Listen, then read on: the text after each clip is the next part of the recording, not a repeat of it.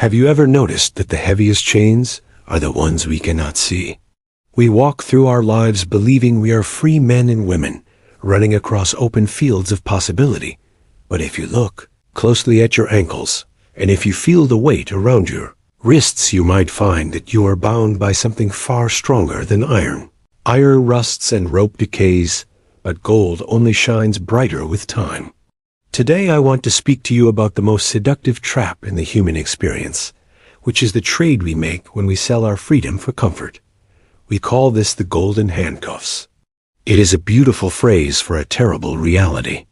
It suggests that we are prisoners of our own success, and that we have built a cage so luxurious that we are terrified to leave it. But I ask you this: is a bird in a cage made of diamonds any freer than a bird in a cage made of rusted wire? The bird does not care about the market value of the bars. The bird only knows that it cannot fly. I want to tell you a story about a man I knew. Let us call him Julian. Julian was not born with a desire for power. When he was young, he wanted to write poetry. He wanted to sit by the ocean and understand the language of the waves. He had a fire in his belly that was warm and bright. But the world came to Julian, as it comes to all of us, and it whispered a different story. The world told him that poetry does not pay the rent. The world told him that safety is the highest virtue. So Julian made a compromise. It is always a compromise at first. A small negotiation with the devil of practicality.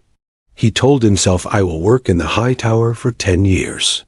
I will make my fortune. I will build a fortress of security.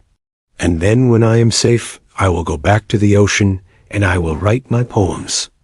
It sounded like a wise plan. It sounded responsible. So Julian put on the suit. It was a stiff suit, at first scratching against his skin, but soon it softened, or perhaps his skin hardened. He entered the glass building. He learned the language of the spreadsheet and the rhythm of the quarterly review.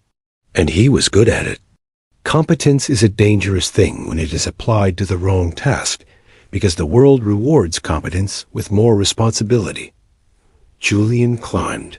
He moved from a cubicle to an office, and from an office to a corner suite. The money began to flow. It flowed like a river during a storm. And here is where the handcuffs began to form. They did not snap shut with a click. They grew around his wrists like vines. First, he bought the car. It was a machine of beauty, silent and fast. Then he bought the house. It was a mansion of glass on a hill overlooking the city he was too busy to enjoy.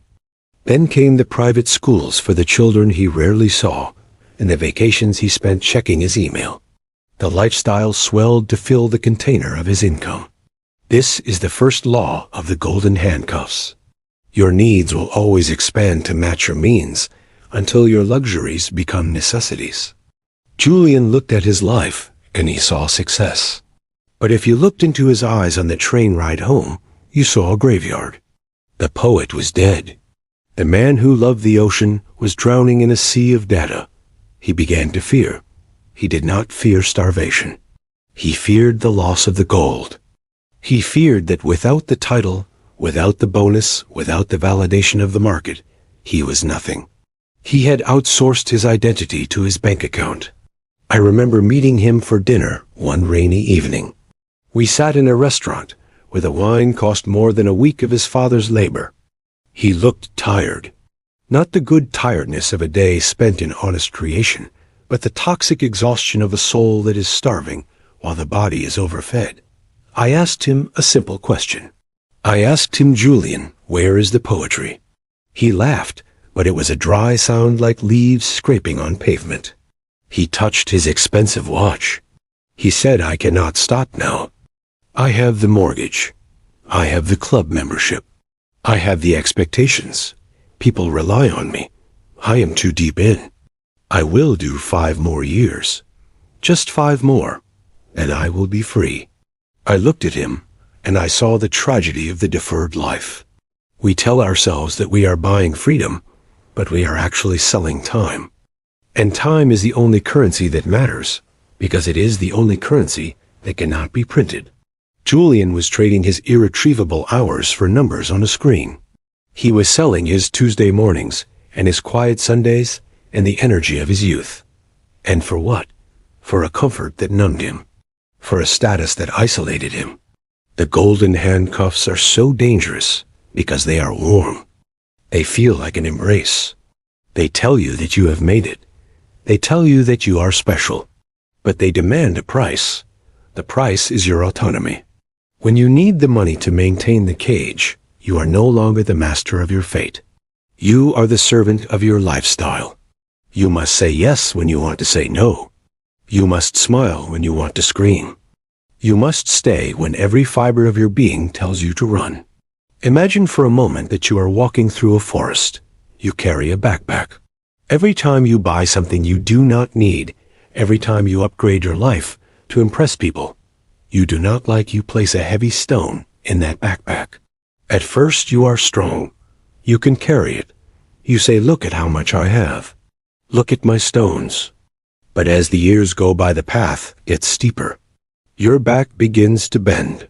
You cannot look up at the sky because the weight forces your eyes to the ground. You forget the forest. You forget the birds. You only know the weight. This was Julian. He was crushed by the weight of his own accumulation. And the cruelest joke was that he didn't even enjoy the gold.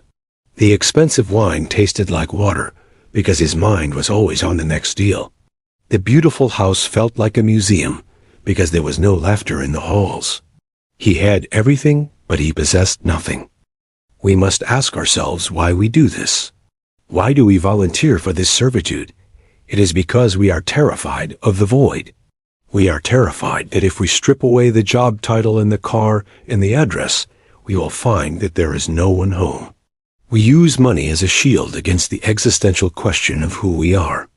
If I am the vice president, then I have a place in the tribe. If I am the rich man, then I matter. To take off the handcuffs requires a courage that few possess.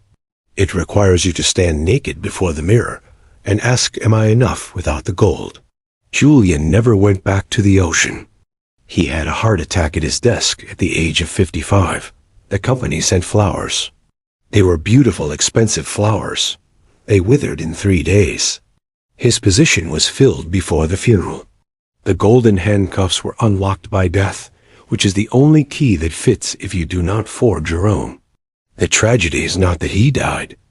The tragedy is that he never lived. He spent his entire existence preparing to live.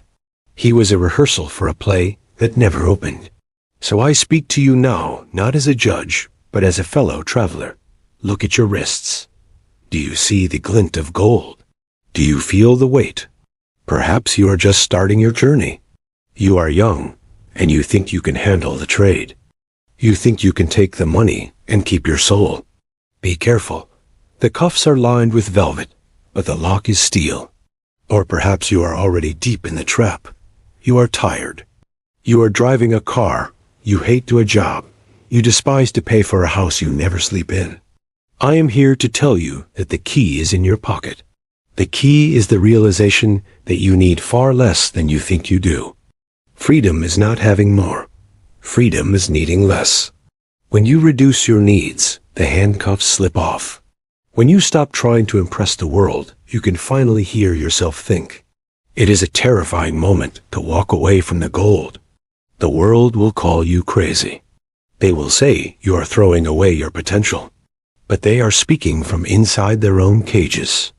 They are trying to validate their own imprisonment by keeping you in yours. Imagine a life where you own your time. It might be a smaller life on the outside.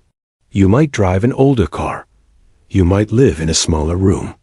But inside that room there is space. There is silence. There is the ability to wake up in the morning and ask, what do I want to create today? Not what do I have to do to survive? That is true wealth. Do not let the shiny things distract you from the real treasure. The real treasure is your attention. The real treasure is your capacity to love and to wonder and to be present. Do not be like Julian.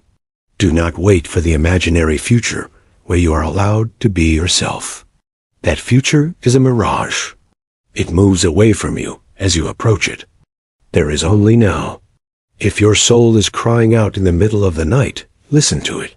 It is the only voice that tells the truth. Break the chains, let the gold fall to the floor. It will make a loud noise, and people will stare. Let them stare. Then turn around and walk toward the ocean. Walk toward the forest. Walk toward the version of yourself that you left behind at the crossroads. It is better to be a free man in rags than a slave in a suit of armor. Because in the end, when the final breath comes, the gold stays here. It belongs to the earth. But the soul goes with you. Make sure it is not too heavy to fly.